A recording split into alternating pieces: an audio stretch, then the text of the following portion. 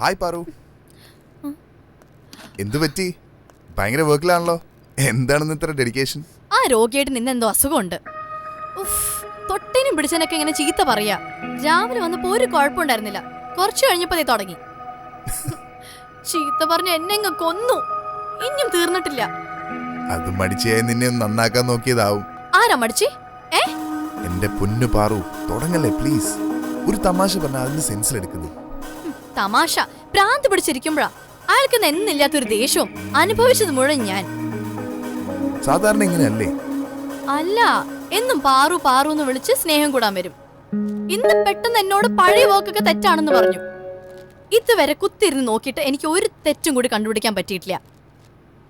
അയാളുടെ അസുഖം ഇതുവരെ മാറിയിട്ടില്ല അല്ലേ? നീ എണിച്ചു പോരെ, ആൾക്കുള്ള ഞാൻ കൊടുത്തോളാം.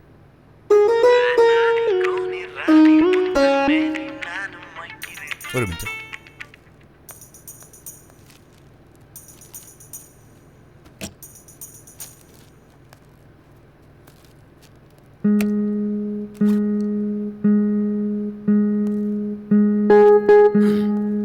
താൻ എന്ത് മെയിൽ അയച്ചിരിക്കുന്നത്?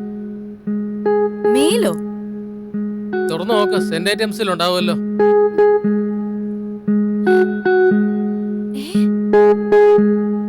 ഇപ്പൊ എന്ത് പറയുന്നു? ഇത് ഞാൻ പാറു എന്നോട് ഇഷ്ടമുണ്ടെങ്കിൽ അത് നേരിട്ട് പറഞ്ഞാ പോരെ, അല്ലാതെ ഇങ്ങനെ ചെയ്യണം. ഇത് ഞാൻ അയച്ചതല്ല. ഓ പാറു, എന്നെ കളിപ്പിക്കല്ലേ. ഇപ്പൊ നമ്മള് രണ്ടാളും അല്ലാതെ വേറെ ആരും ഓഫീസിലില്ല. ഇയാൾക്ക് ഞാൻ ലവ് ലെറ്റർ അയച്ചു. പാറുവിന്റെ മെയിലിന്റെ ഐഡി എനിക്ക് മെയില് വന്നത്. പാറു അല്ലാതെ വേറെ ആരയക്കാനാ? അത് ലെറ്റർ ആരയച്ചു എന്നൊക്കെ ഞാൻ കണ്ടുപിടിച്ചോളാം. തൽക്കാലം പാറു എണീക്ക്, പോവാം. പാറു പണി കഴിഞ്ഞോ?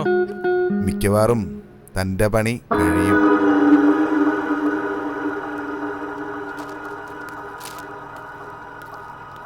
അങ്ങനെ പണി കഴിയുമോ?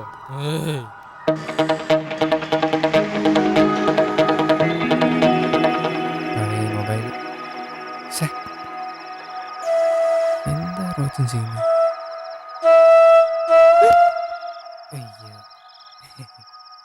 ഇങ്ങനെ നോക്കാൻ ഇവിടെ സിനിമ ഒന്നും കളിക്കുന്നില്ല.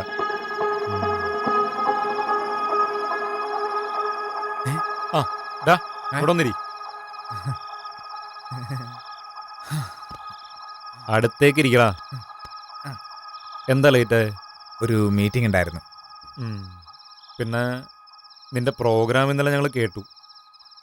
നന്നായിട്ടുണ്ട്. നിന്റെ അടുത്ത് നിന്ന് ഇത്രയൊന്നും പ്രതീക്ഷിച്ചില്ല. എന്തായാലും കലക്കി. ഇന്നലെ എൻ്റെ കുറച്ച് ഫ്രണ്ട്സ് വിളിച്ചായിരുന്നു.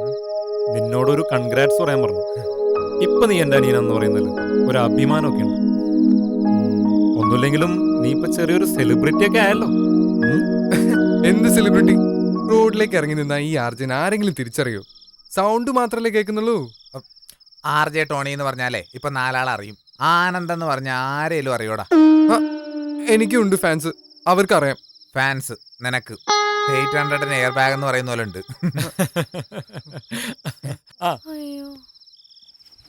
എന്താ പറൂ, ഇന്ന് ലേറ്റ് ആണല്ലോ? ഓഫീസിൽ എനിക്ക് കുറച്ചധികം വർക്ക് ഉണ്ടായിരുന്നു. ആകെ വയ്യാണ്ടായി. ടോണി, എന്തൊക്കെയുണ്ട് നിന്റെ FM-ലെ വിശേഷങ്ങള്? എന്നൊരു നടരാജൻ വിളിച്ചിരുന്നു. അയാൾക്ക് അയാളുടെ ഓഫീസിലെ ജൂനിയറിനോട് പ്രേമം. ഞാനത് ശരിയായി കൊടുക്കണമെന്ന് പറഞ്ഞു.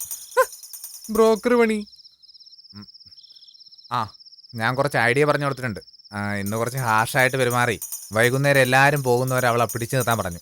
പിന്നെ അവളുടെ മെയിലിൽ നിന്ന് അയാൾക്ക് തന്നെ ഒരു ലവ് ലെറ്റർ അയക്കാൻ പറഞ്ഞു. രണ്ടും കൂടി ഒരു മിക്സ്. ഇന്ന് തന്നെ ചെയ്തിട്ടുണ്ടാവും. എന്തായിട്ടുണ്ടാവും എന്തോ. ഒന്നും ആയില്ല. മോന്റെ ഐഡിയ ചീറ്റി.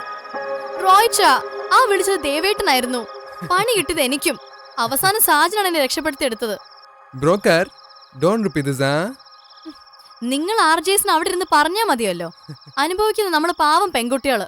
എന്താടാ? അയാൾക്കിട്ടൊരു പണി ഞാൻ കൊടുക്കുന്നുണ്ട്. നിനക്കും. പാറു അയാൾ പേര് മാറ്റി പറഞ്ഞോണ്ട് എനിക്ക് മനസ്സിലാവാണ്ട് പോയത്. സോറി. മിക്കവാറും അയാൾ വീണ്ടും വിളിക്കും. അയാൾക്കുള്ള പണി ഞാൻ കൊടുക്കുന്നുണ്ട്. പെട്ടിയൊട്ടേക്ക് എയർ ബാഗ് കിട്ടി.